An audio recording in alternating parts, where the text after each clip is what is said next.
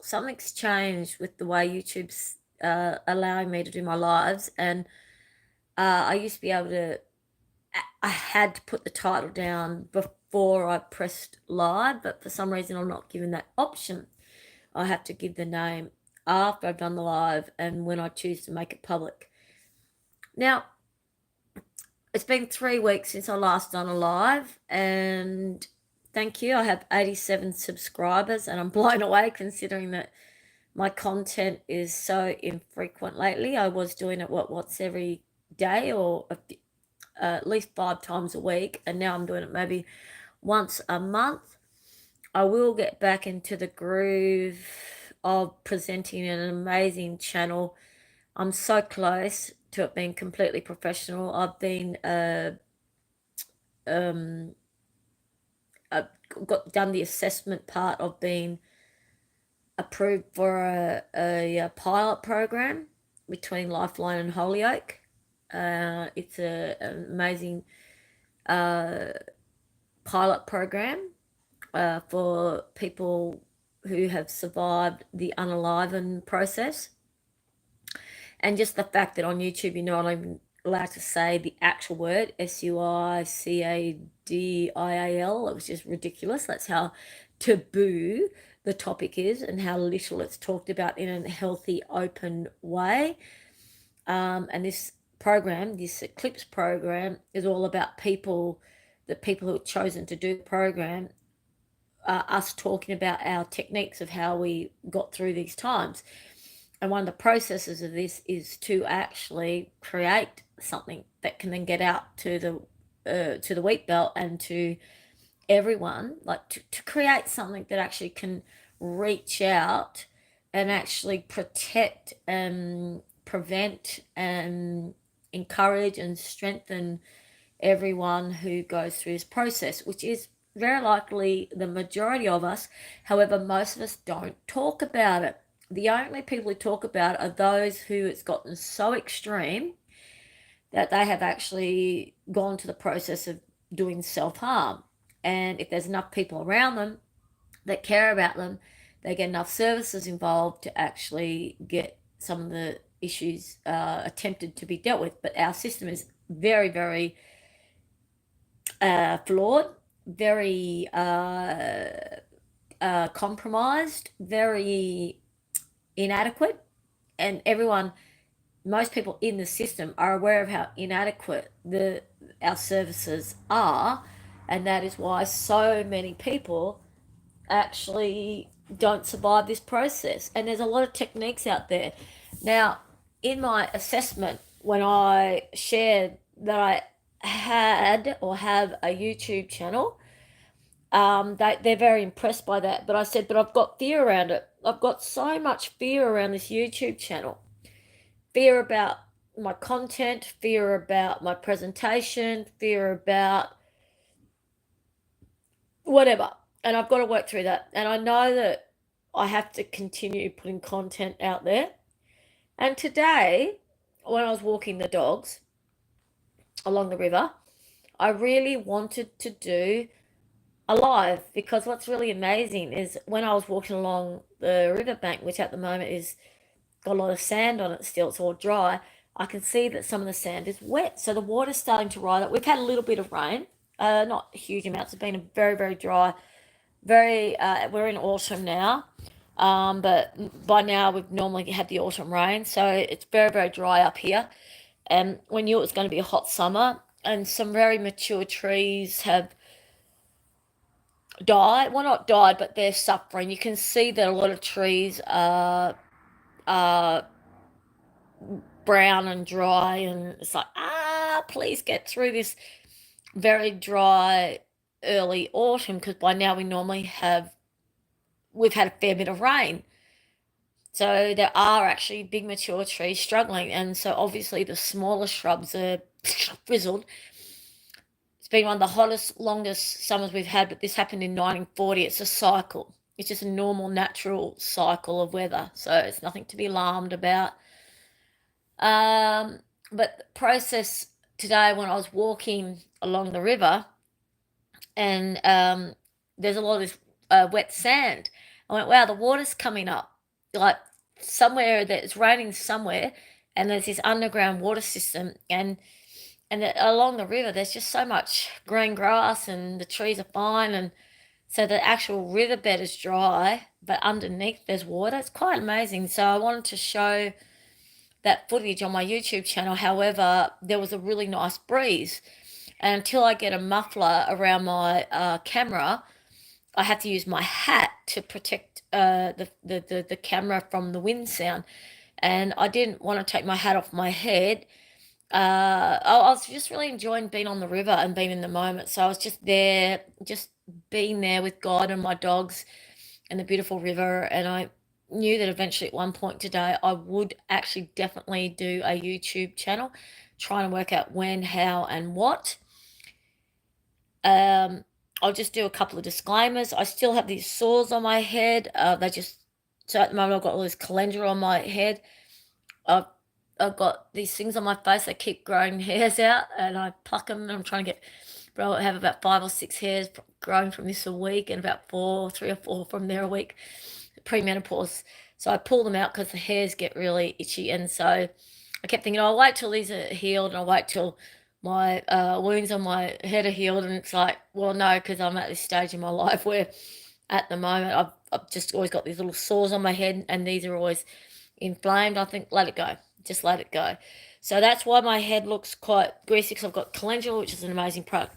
But what I really want to show you, the reason why I thought I will definitely do this YouTube channel right now, I don't exactly know where it's going to lead, but I just felt like I needed to show this moment in my grief process, because it's just something that for all of you who've been following my journey, you know this has been a very big process for me, and I know that it's something that's happened to many people. It's a very common process that we all go through when we've been really in love with someone. We believe that that person was our godly divine partner. We got given all the information from God or from the angels, or everything just felt right that that was the person to choose.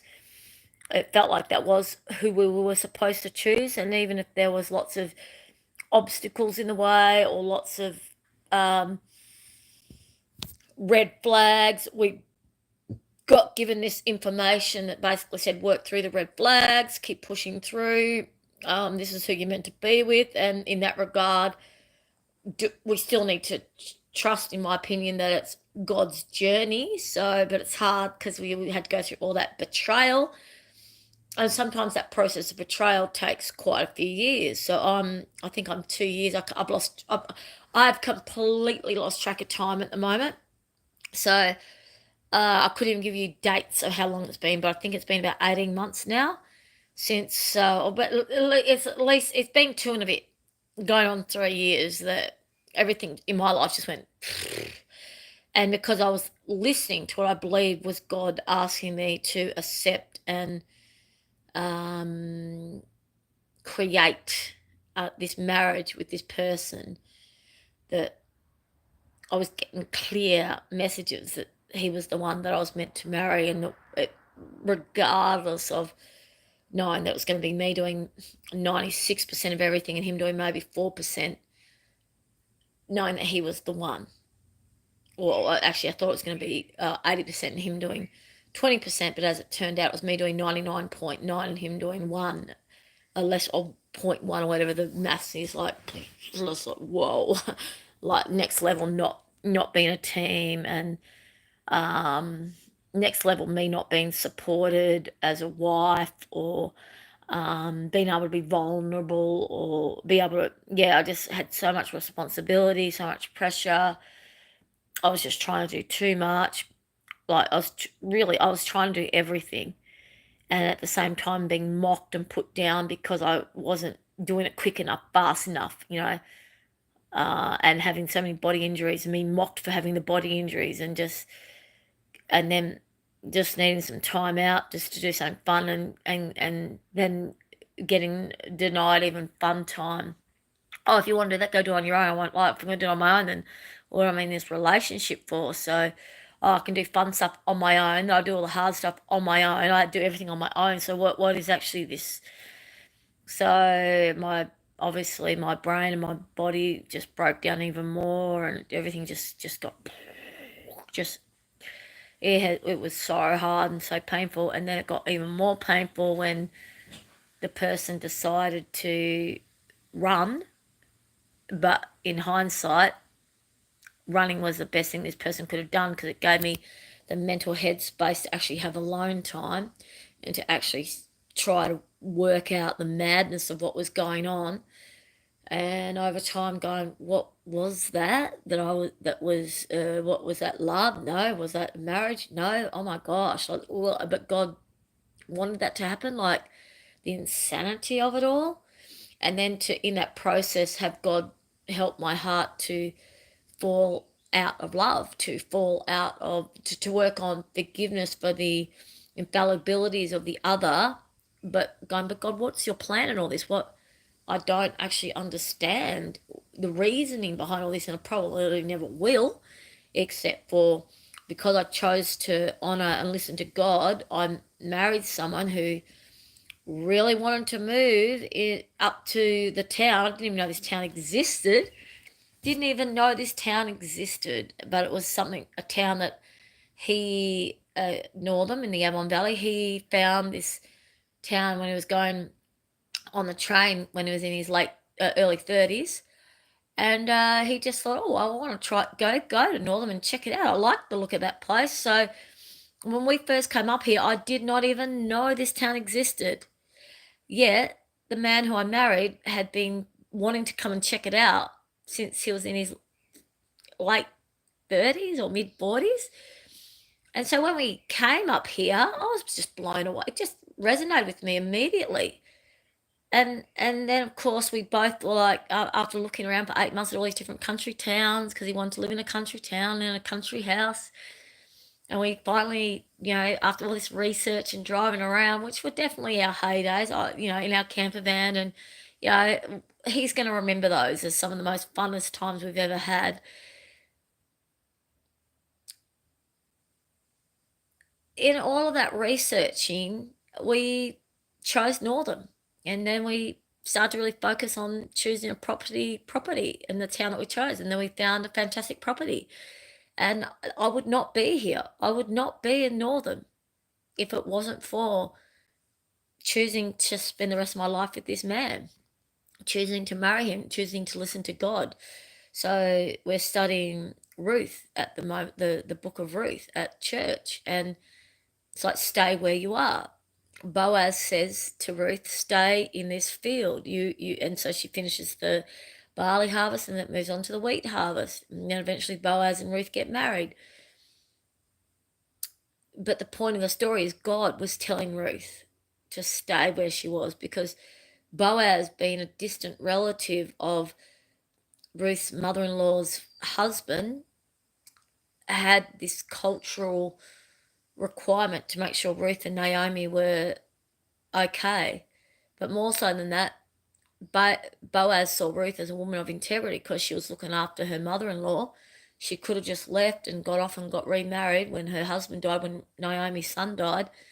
But she chose to look after Naomi, so Boaz could see that she was a woman of integrity, and Ruth could see that Boaz was a man of integrity. And so they could see in the other, that they were a high quality person. And that's the souls, God, directing people together. But in that, they had a message for each other, which they had to hear. And because in this story, Boaz was the redeemer, he had the fields and he had the harvest that could keep Naomi and Ruth alive with the food.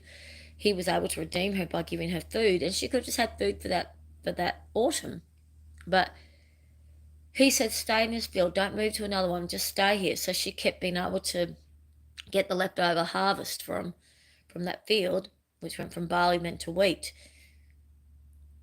And Naomi and Ruth were given lots of food. They stopped starving. But then the story goes that then Ruth and Boaz marry, and then of course Naomi is completely fine as a widowed elderly woman. Point of the story is, Stay where you are.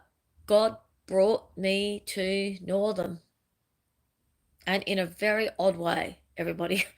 Like, I came to Northam expecting to live here for the rest of my life with a man that I perceived as my best friend and the man of my dreams, even though he could provide me very little. So I was his lifeline, I was his muse. He basically lived through me, like, as a woman, as a wife. He didn't really give me that enough. He didn't give me what a wife and a woman really needs. Yet I was completely committed to him for the rest of my life. Mainly companionship. I just felt this desire to commit to him. I felt this deep love for the man. God asked me to let all my pain, my suffering, my loneliness go to God, because I felt so lonely in the marriage, so desperately lonely in the marriage, so isolated and so lonely. But my commitment would be there forever, because I thought, well, I'm doing what God wants me to do. So I stayed there, and I didn't go to God enough in the early days, and I definitely didn't reach out to Christians early enough. And if I had, I would have been able to get a lot more help a lot earlier, and I wouldn't have let my body get so psychologically destroyed and damaged and broken. Anyways, point of the story is, everyone, I'm still staying where God's asked me to stay. And in that, I still 50% own this house that is not a home. It hasn't been a home pretty much from the day that I moved up to Northern. I've been trying to make it a home in the first year. Then the second year, I was just pushing to keep trying to make it homely, because God was saying, just get up and keep working. And it doesn't matter how broken your heart is, just keep working. So every day I'd get up and I'd be doing plastering or paint stripping or gardening, even though my heart was broken. And just in the last 8 months, just like no inspiration, no energy. This is like, come on, God, please. Like, but that message of God, stay where you are, from church on Sunday yesterday, I understand.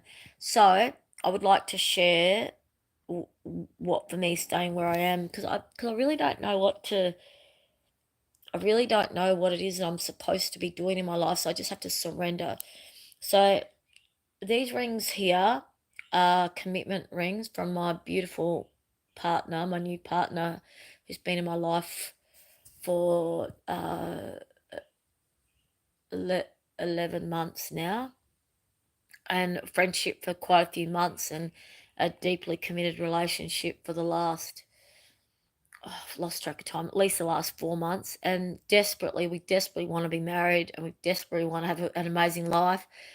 And I'm still married to someone else. So how can I marry this beautiful man when I'm actually married to someone else? And the process of divorce, I'm ask God, what you got me to marry this other guy who's obviously not my godly husband, but he's brought me to Northern, where I met this other man who is my godly husband, but we're not married yet.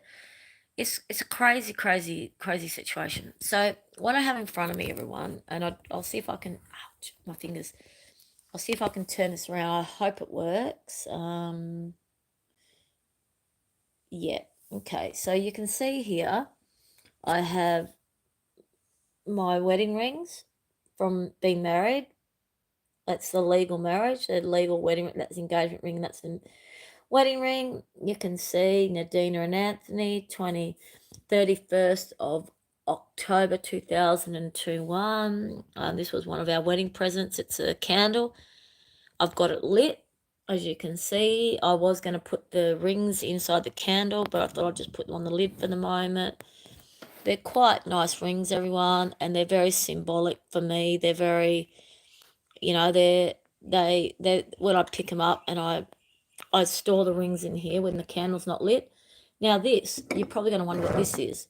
This is actually the last bottle of red, and this is the last bit, okay? This is the last bit of red from this bottle of wine, all right, which was from the wedding. The accomplice second hoist. It's really cool. See how it's like I thought we spent a lot of effort choosing the alcohol and the we really did actually put a lot of effort into our wedding. And the wine was really important because second highest, the accomplice, we're working together on a second highest, like the second marriage for both of us. And for the man I married the second time, Anthony, his first wedding was just a sham. He wasn't in love with the woman. He just got married to the person because he felt like he had to, because she tricked him into having a baby, and he felt obligated because the first child they aborted. So he thought, I can't ask her to have another abortion. I better marry her. And everything got done. Like the person who tricked him into marriage, her parents paid for everything, even chose his suit. This is horrible, horrible, light grey colour that didn't even suit his skin. He just turned up. And the parents just did everything, paid for everything, did everything. He had nothing to do with any of it, didn't even want the wedding or the marriage or anything, didn't even want the child. Anyway, so this is a sad story, everyone. When we organised our wedding, we spent months and months and months organising it together as a team. Chose everything, the alcohol, the decorations, the venue, the who was going to do the rites. It was just our dress, our clothes, our food. We did it together. It was amazing. And I felt so excited. I thought this was actually what the rest of our life was going to look like, doing everything together as a team with exuberance and excitement and love and joy. This is the very, very last of the red, because I've got heaps of bottles of the white still, but about 8 bottles of it left, sorry, which I'll give away. But this is the last bottle of the red, and it's a very nice red. I was going to keep this for when Anthony came back, because in the beginning I thought he was going to eventually work his stuff out and come back, and we would do revows and have a wedding ceremony. Now I know that's definitely not going to happen, and now I don't want it. Now I just want to be his friend, create some sort of healthy relationship as much as it can be, but definitely do not want to be his wife anymore, and I'm definitely not in love with him anymore. And I really still wonder God's journey for why. Why was it that he and I got married? Because I'm still legally married to him, and I don't want to be legally married to him. I don't want to be his wife. I was never his wife. I think from the day we got married, I'm pretty sure his idea of wife and marriage is very contorted. And what I've shared with a lot of you already from the very, very, very, very, very beginning, the marriage, there was 5 in the bed. It was never just Anthony and I.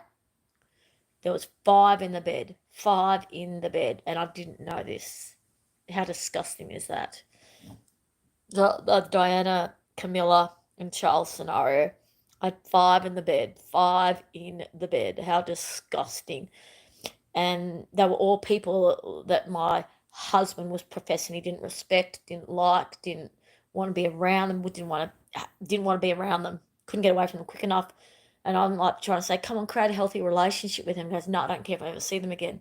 But they actually had so much manipulative, sort of insidious energy in his brain and in his heart from all of the history that they've shared, that they were actually in the bed and in our lives at all times.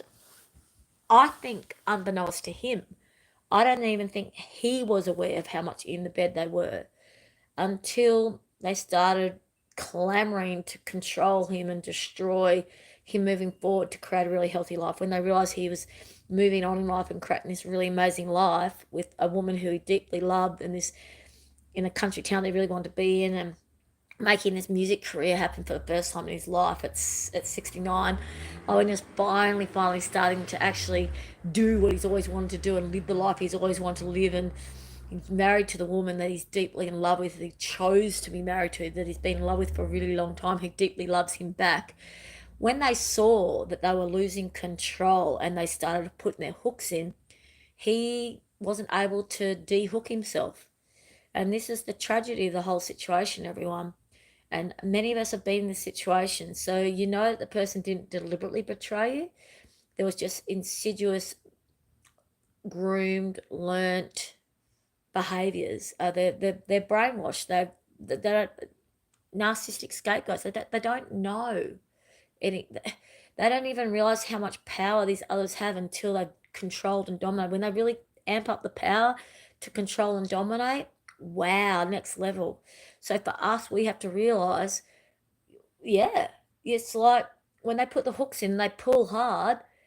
If they're under that much control, you just got to put it in God's hands. And this is why I know that God has chosen Anthony and I to be married, because we were best friends, really good friends for a really long time, and we love each other so completely as human beings that I do believe on many levels this process has been helping him heal what he has to heal with some of these people in his life who've got a lot of control over him still.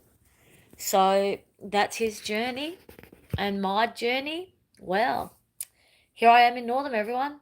Here I am in Northam, and it's because of being in Northam that I met the man who is truly the man that God desires and needs me to be with. And this man has also been betrayed like you would not believe by a woman he was with for nearly 10 years. And he gave her his absolute heart and soul. And she just betrayed him and treated him abhorrently and atrociously, just like my husband did to me.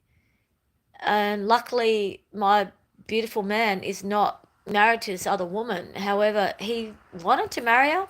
He chose to. So let's get engaged. But she just kept saying, no, I don't want to be married. So at least thank the Lord they're not actually married. And, how cool if I was just engaged. If I was just engaged and not married. But for some reason, God nearly needed me to be married. I don't know. I was really asked to marry him. So why? I don't know. But it's God's journey, God's plan, and I've got to stay where I am. And this ritual of having that candle lit just there, this one here, this candle being lit, the rings, and this wine. This is really sad for me, everyone. And you can see I'm decluttering all the wedding glasses still. I'm just doing so much decluttering from the do-it-yourself wedding. I've been there's an events hire company that's just started up in Northern. This amazing lady started up this events hire company about, I think, 6 months ago. And she does picnics, weddings, birthdays. Like you hire her to create the event for you, like with all the decorations. So I'm just giving her everything, like boxes and boxes of really nice stuff. So that feels really, really exciting, which is what I've been working on today. And everyone, I just want to say with my premenopause pain, like my wrists and my elbow, my shoulders, my knee, my back, my head, everything just hurts. Like I'm one of these women that premenopause isn't treating very well. And I believe I've got a feeling it's because most of my menstrual life I've had really nice, good, easy periods, and I've just had I've just had a really cruisy life in regards to my fertility, my menstrual cycle, and I'm one of those women that just my periods didn't stop me. They just came, they went, they were light, they didn't cause me any pain. And now I'm in my premenopause. It's like, whoa. So if I've got a year or half a year of this and I've spent 50 years, or what is it, from 14 to 53, having amazing monthlies, well, bring it on. So be it. It's about going with the flow, trusting God, trusting our journey. So I'll leave my YouTube at this, and I'll call it Ruth, ever faithful. I'll call it ever faithful, trusting in God, stay where you are type thing. Because seriously, if anyone's going through anything like I'm going through, and everything just seems too crazy, you just don't know what's going on. Like, all I want is to marry this beautiful man in my life, actually be his wife, because he deserves me as wife, and for us to create a home together. And to actually have a home, to actually be able to settle and put my roots down somewhere and actually be somewhere. And right now I'm in a situation where I half own a house with someone who's in limbo and, just acting like we never met, we don't know each other, we don't have any whatever. I'm just waiting for him to step up to initiate settlement, initiate divorce. Like, he's the one that ran away. He's the one that wasn't committed to the marriage or committed to this house we bought together. So, I just want him to step up to actually, okay, you don't want to commit to it. So, actually be part of the process of getting out of the limbo and moving on to the next stage in life, which is actually not being married and not co owning a house together. It's as simple as that. But you want to run from something that you actually created. Obviously, the animals I will be forever looking after, that he was part of bringing into our life. But as far as the asset goes and the legal marriage goes, it's like there is a time when you're going to create the mess, we'll fix it up. So, and I was part of creating the mess because I said yes to all of this. So obviously I've got a part in it all too, and that's why I surrendered to God a lot and asked God for God's guidance. And my message I get from God a lot is just to keep, like at the moment, declutter, cleanse the past, declutter. So it's like cleansing the past, clearing up and cleansing the past, which is my whole life, not just the last 3 years, but like everything. I'm going through everything in my whole life. I'm going through 53 years of stuff and just decluttering and simplifying, and it is amazing. It's amazing, but it's also a painful process, to go through your whole life of everything, and to let a lot of it go, and I'm doing a lot of healing in my own body. So I'm not just decluttering physical stuff. I'm decluttering what's in me. Anyways, I'm glad I've done this YouTube today. I'm trusting it's a benefit to somebody, and I will get back in action. But please be mindful, when I did this today, it is because of my commitment. Thank you for my subscribers that are still subscribed. I'm very grateful, and I do have my big plans for this YouTube channel. They haven't gone into ether. I just haven't been ready. It was just the migraines. I have constant headaches all the time, like and constant sore neck, and I just feel exhausted and tired a lot of the time, and just just need home and security and stability, and it's hard to continue something like a YouTube channel when everything is sort of just so limbo-y and so, I don't know, like it's sort of a similar story, because my beautiful man and I, we're both in limbo, and we both want to move on to the next chapter. So what do I share with you, except for we need to stay where God has asked us to stay, and then we get God's redeeming provincial plan. But we have to stay where God's asked us to stay in order to receive God's blessings. Okay. Lots of love, and I'll see you Monday next week or the following fortnight. But I think Monday. Okay. God bless. It's up here, the little button. Okay, God bless everyone.